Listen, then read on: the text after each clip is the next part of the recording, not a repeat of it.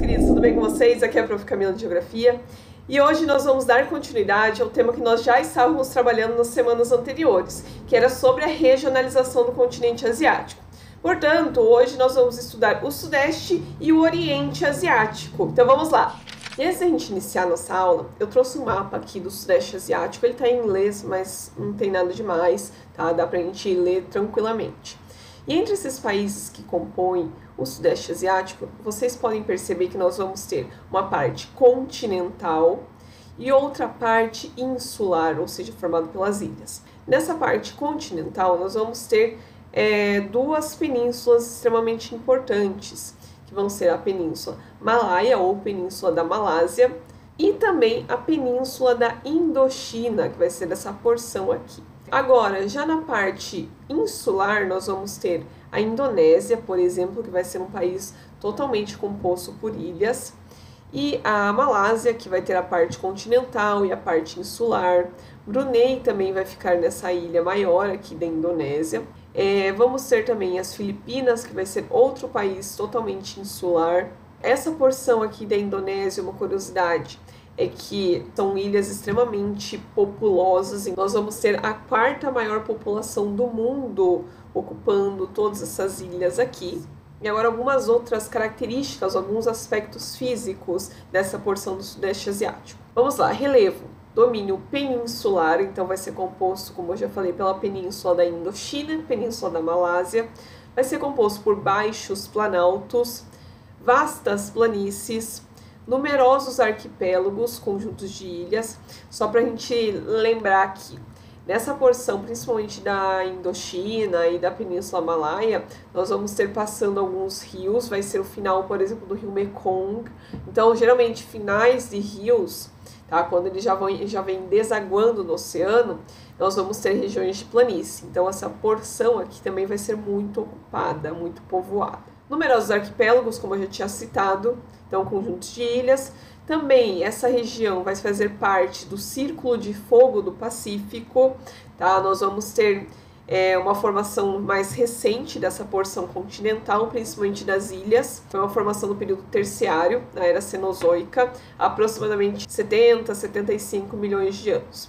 Essa porção da Indonésia, principalmente, ela vai ser muito afetada por movimentos tectônicos. Vamos ter então terremotos, vamos ter também vulcanismo, vai ter diversos vulcões nessa porção continental e, vez ou outra, também acontecem maremotos, ou seja, vão ser tremores de terra aqui no oceano. E quando acontecem maremotos, podem ocorrer tsunamis, que são aquelas ondas gigantes que acabam destruindo tudo que vê pela frente, principalmente quando ela atinge essa parte das ilhas ou a parte continental. Então agora o relevo aqui dessa porção, tá? Tudo que está em verde são relevos mais baixos, provavelmente planícies, e essas áreas em amarelo claro são esses planaltos mais baixos. Agora o clima dessa região tropical de monções, vou explicar daqui a pouquinho um pouco mais sobre esse clima tropical de monções. Então, todas as vezes que se fala de climas tropicais, temos que lembrar que esse clima possui duas estações bem definidas. No caso, verão bem quente e muito chuvoso, ou seja, um verão úmido e quente. Inverno frio, temperaturas mais amenas, mais baixas e seco. O sul e o sudeste asiático apresentam os maiores índices pluviométricos do mundo, tá? Podem chegar até 5.000 milímetros por ano. Então, algumas consequências, tá? Algumas enchentes causadas por essas chuvas de monções que eu vou falar daqui a pouquinho. Agora, sobre hidrografia. Os rios do Sudeste Asiático são diretamente afetados por esse clima, então, de monções, que vão ter precipitações muito abundantes, bacias hidrográficas bem alongadas, ou seja, bem longas. Elas nascem principalmente no Tibete, ali que eu já tinha comentado com vocês. E nós vamos ter diversas áreas de cultivo de arroz, principalmente nos deltas dos rios, ou seja, na foz, ali no finalzinho desses rios. Destaque para o rio Mekong, tá, que vai atravessar então todos esses países, começando lá no Tibete, lembrando que o Tibete faz parte da China. Então vamos ter lá Tibete, China, Myanmar, Laos, Tailândia, Camboja e Vietnã, que é a bacia do rio Mekong, nascendo então lá no Tibete e vai acabar contornando ali parte dessa cordilheira do Himalaia, achando ali os vales por essas montanhas e vai acabar indo em direção ali ao Oceano Índico. Aqui algumas imagens desse rio Mekong. Ele vai ser extremamente importante, então, para a economia desses países também. E a vegetação dessa porção continental, que vai ser composta por florestas tropicais e equatoriais e também por muitos manguezais, que são vegetações que nascem ali em regiões mais salobras, que tem a mistura ali de água doce com água salgada dos mares. Essa porção do Sudeste Asiático, ela teve um passado colonial bem conturbado. Ela esteve, então, sob domínio de diversos países europeus, principalmente durante o período imperialista e expansionista desses países europeus. Entre eles ali teve domínio holandês, britânico, francês. E a independência da maioria desses países só ocorreu após a Segunda Guerra Mundial. Então, nós vamos ter que o fim do domínio político dessas regiões não quer dizer que esses países vão ter fim da dependência econômica. Então, eles continuaram dependentes desses países que acabaram explorando eles no período colonial. E por muito tempo, esses países passaram por diversas fragilidades econômicas e fizeram com que acabassem abrindo o mercado, ou seja, o país, para a entrada, então, de capital estrangeiro, para empresas multinacionais principalmente. Mas a situação começou a mudar a partir de 1990. Quando o Japão, a China e os tigres asiáticos, que já existiam, certo? Principalmente de lá, Hong Kong, Singapura, Taiwan e Coreia do Sul, passaram a investir na industrialização desses países do Sudeste Asiático, principalmente na Malásia, Indonésia, Tailândia, Filipinas e Vietnã. E eles se tornaram, então, novos países industrializados, chamados de novos ou novíssimos tigres asiáticos. E quais são as principais características desses novos e novíssimos tigres asiáticos? Nós tivemos grandes investimentos externos, mão de obra barata e extremamente disciplinada, forte presença do Estado facilitando parcerias entre o governo, seria o público, e empresas privadas, facilidades fiscais para exportação de mercadorias, então eles estavam dando descontos assim, de impostos para conseguir exportar então essa produção muito mais fácil e muito mais barata, e proteção à indústria nacional. E como é que esses novíssimos e novos tigres asiáticos tiveram esse grande crescimento econômico? Porque existiam regimes políticos extremamente autoritários ou pouco democráticos e também a existência de uma grande desigualdade social, então as pessoas precisavam trabalhar para sobreviver. Nesses países, existe uma classe econômica privilegiada que se favoreceu desse desenvolvimento econômico e, em contrapartida, existe uma grande massa de trabalhadores dependentes das indústrias instaladas nesses locais. E esses países, ali como Malásia, Indonésia, Tailândia, Filipinas e Vietnã, atraem essas empresas transnacionais com uma carga tributária mais baixa, ou seja, eles acabam fazendo a guerra fiscal, ou seja, quem oferece melhores condições para as empresas estrangeiras se instalarem. Leis trabalhistas e ambientais ruins ou péssimas, ou não existem leis ambientais. Salários baixos e exploração de mão de obra infantil, que infelizmente ocorre nessas regiões. E nós vamos ver mais para frente que essa economia do Sudeste Asiático ela vai ser voltada basicamente para o setor primário, na agropecuária, no cultivo de arroz, nos deltas dos rios e nos terraços, que são aquelas escadinhas que eu já tinha comentado antes nas últimas aulas, no extrativismo vegetal, do látex, das seringueiras e também das palmeiras de dendê, extrativismo mineral, principalmente de estanho e petróleo por alguns países que a gente vai ver logo em seguida. Cerca de 70% da população do Sudeste Asiático vive na zona rural, mostrando uma forte ligação com as atividades primárias.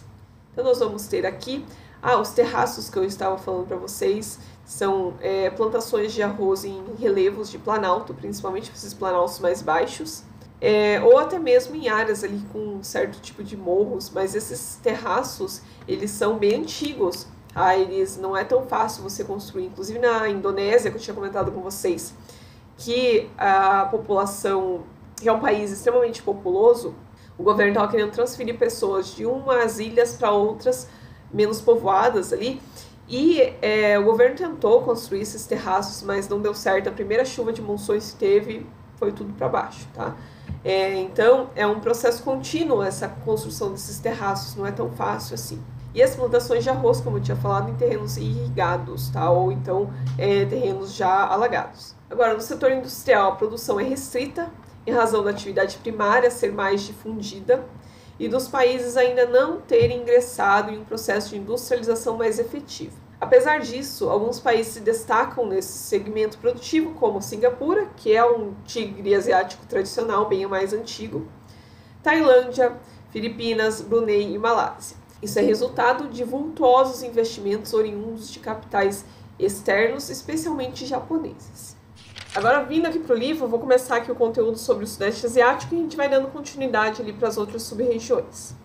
Então, a maior parte do Sudeste Asiático, sobretudo na sua porção continental, é dominada pelas plantações de arroz, como a gente já viu ali algumas imagens, que tem até 2 colheitas por ano, com o emprego de um sistema de irrigação bastante simples. Esse sistema consiste em recolher parte da água das chuvas de verão em um reservatório para irrigar o solo durante o inverno, que é mais seco. Atualmente, também são utilizados canais de irrigação que conduzem a água dos rios para as lavouras no decorrer da estação seca. E como há muita mão de obra na região, grande contingente de pessoas trabalha no cultivo do arroz, um dos traços marcantes da agricultura praticada na região. Outros produtos importantes são o café, o coco, a cana-de-açúcar. A Tailândia é a grande exportadora mundial de abacaxi enlatado. E além disso, tem uma polêmica muito grande com relação a um tipo de palmeira que eles andam cultivando nessa região, que seria a palmeira de dendê. Tá? É uma palmeira típica da África, mas que se deu muito bem nessa região graças ao clima, o clima equatorial, tropical dessa região. E essa plantação, esse cultivo dessa palmeira de dendê, ela está devastando grandes áreas de floresta tropical e equatorial dessa porção do continente asiático. E essa devastação da floresta tem atingido principalmente a fauna da região. Tem diversas ONGs que vêm criticando há muitos anos a ação de várias empresas que utilizam, então, o produto vindo dessas palmeiras, que seria o óleo de palma, que é utilizado amplamente pela indústria alimentícia, de cosméticos, de higiene pessoal. Eu vou deixar uma reportagem depois lá no Google Classroom para vocês darem mais uma olhadinha sobre essa questão do óleo de palma. E o que vão ser então essas chuvas e monções, ou esse clima de monções? Na verdade, o clima que predomina no Sudeste Asiático, que vai ser essa porção aqui, vai ser o clima tropical de monções. E esse clima tropical de monções, ele vai acabar levando muita chuva, certo, para essa região. Monções nada mais é do que mudança de estação ou estação, tá? Então, é justamente quando os ventos do oceano sopram em direção ao continente, e essa mudança ela ocorre principalmente porque durante o inverno nós vamos ter então uma grande área, principalmente aqui no hemisfério norte, de ar mais frio. Tá? E isso vai gerar um sistema de alta pressão atmosférica, a gente vai lembrar isso aqui lá do 6º ano. Áreas de alta pressão atmosférica, elas expulsam o ar que está próximo delas. Tá? Então, geralmente elas se formam, essas áreas de alta pressão atmosférica, quando está frio, quando o ar está frio. Tá? Então, aqui durante o inverno no hemisfério norte, principalmente sobre o continente asiático, nós vamos ter uma grande área de alta pressão expulsando esses ventos e nós temos que lembrar que nessa porção do continente asiático nós vamos ter também grandes desertos, nós vamos ter ar mais seco. Isso vai fazer com que durante o inverno nessa região de monções, nessa região de clima de monções aqui mais para o sul, ele leve ar seco. Tá? Então, durante o inverno, basicamente não vai chover nessa região, justamente porque o ar seco que nasce, principalmente do norte da China, ali na região do deserto de Gobi, em áreas mais secas também nessa porção, estão trazendo esse ar seco durante o inverno em direção ali para as áreas oceânicas. E essas regiões de baixa pressão, elas se formam principalmente em locais mais quentes. Tá? E nós estamos falando dessas regiões aqui próximas da linha do Equador, que é a área mais quente do nosso planeta Terra. Então, essas regiões aqui de baixa pressão, elas são receptoras de vento, elas vão receber todo esse ar seco que essas áreas de alta pressão estão trazendo em direção ao mar. Tá? Então, lembrando que durante o inverno, essas regiões aqui que recebem esses ventos de monções, eles acabam ficando secos durante o inverno, tá? Agora, durante o verão, essa dinâmica ela se inverte. Por quê?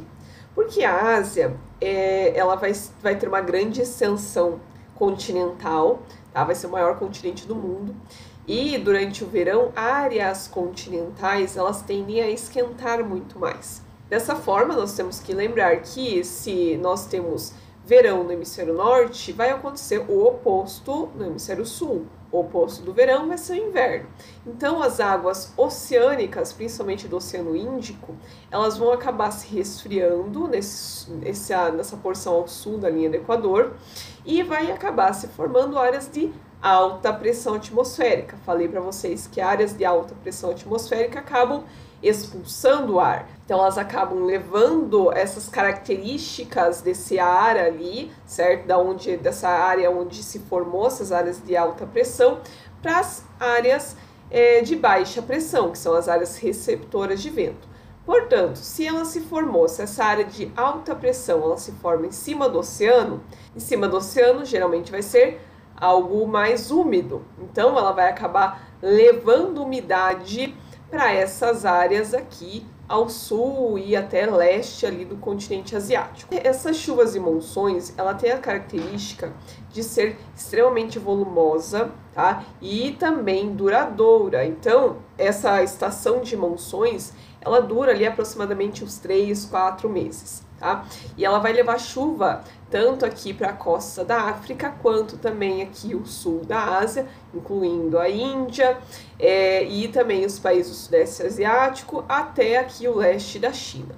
Mas vocês devem estar se perguntando, quão volumosas vão ser essas chuvas, tá? Essas chuvas que caem nesse período de monções, que aqui no Sudeste e Sul da Ásia pode variar de junho até setembro, outubro, dependendo da região, vão ter médias ali de precipitação variando de 1.800 milímetros, 2.000, 2.500, 3.000, em algumas porções podem chegar até 5.000 milímetros de chuva, tá? É muita chuva por um período curto de tempo. Só para vocês compararem, na nossa floresta amazônica chove em média de 1.800 a 3.000 milímetros por ano, tá? Nessa região pode ser que chova até 5.000 milímetros nesses 4 meses, tá? Então é muita chuva. E para que eles vão aproveitar toda essa chuva? Principalmente para irrigação, principalmente então para plantação de arroz.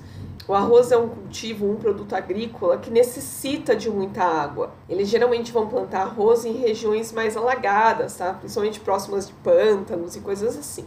Aí eles vão utilizar durante o ano, principalmente na estação de inverno, essa chuva que acabou caindo em abundância nessa região, certo? Então, essas chuvas de monções são chuvas muito volumosas que acontecem durante o período de verão no hemisfério norte, mas ela também vai trazer alguns tipos de transtornos, como enchentes, alagamentos, tá? Porque o volume de chuva é muito grande e causa problemas principalmente nas grandes cidades, por exemplo, na Índia, tá? Nós temos diversas vezes também no Camboja, no Vietnã, esse grande volume de chuva não conseguindo escoar para outros locais quando são grandes cidades. Outra característica dessa região são a Cordilheira do Himalaia, tá? Essa Cordilheira do Himalaia, ela também vai servir como barreira para essas chuvas, por isso que vai chover mais nesse sul da Índia, nesse sudeste asiático, e nessa porção mais ao norte da China, por exemplo, não vai chegar chuva, tá? Justamente por causa dessa barreira aqui que essa Cordilheira do Himalaia, ela acaba formando, tá? Então, essa porção aqui é a região que mais vai chover durante esse período de monções no verão no hemisfério norte.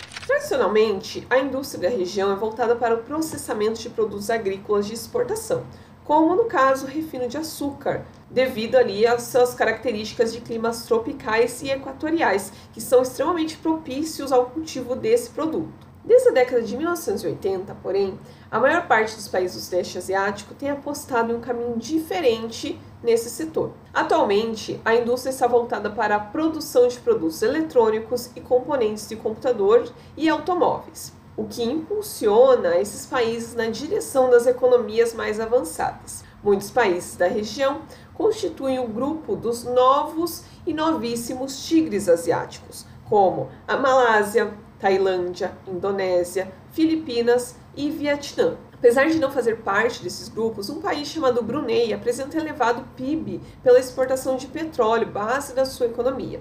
E Mianmar também abriga expressivas áreas de exploração de petróleo e gás natural, além de outras riquezas minerais. Em 1967, vários países da região se reuniram e criaram a Associação das Nações do Sudeste Asiático, também chamada ou conhecida de ASEAN. A meta dessa associação é aumentar a estabilidade da região e promover o desenvolvimento econômico desses países membros. Agora a gente vai tratar sobre alguns países de destaque nessa região, como por exemplo Singapura.